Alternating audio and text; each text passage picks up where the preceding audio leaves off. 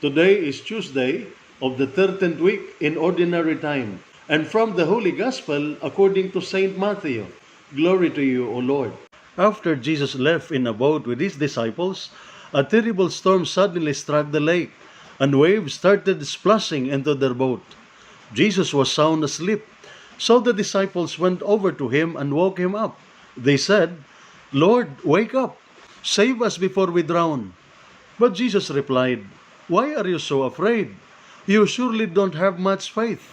Then he got up and ordered the wind and the waves to come down, and everything was calm. The men in the boat were amazed and said, "Who is this? Even the wind and the waves obey him."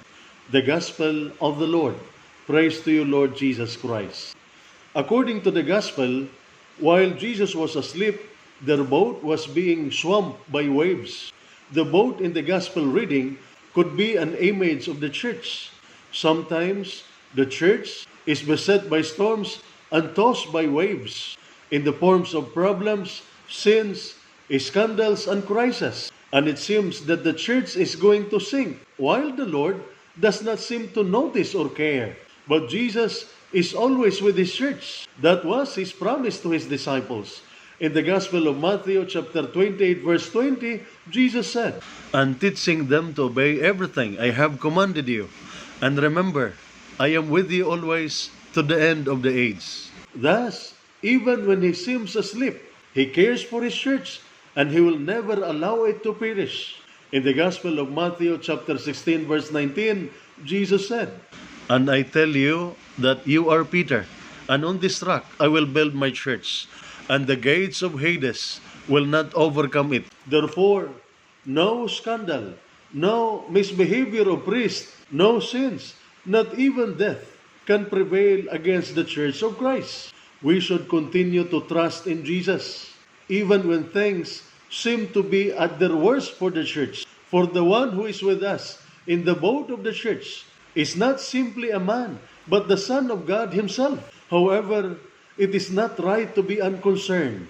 We should do what we can to keep the church afloat and moving. What Jesus does not want is fear that comes from our lack of trust. He desires our concern and our efforts. Hence, if we are experiencing turmoil, or if we are in a situation of tragedy that causes us to be afraid, hear Jesus also telling us, "Why are you terrified, O you of little faith?" And this is salita ng Diyos, ang ating gabay. Let us pray. Lord God, Almighty Father, Creator of mankind and author of peace, those who take refuge in you will be glad and forever will shout for joy. Protect our soldiers as they discharge their duties. Protect them with the shield of your strength and keep them safe from all evil and harm. Grant them courage and hope. May they ever experience your firm support, gentle love, and compassionate healing. Be their constant companion and their refuge in every adversity.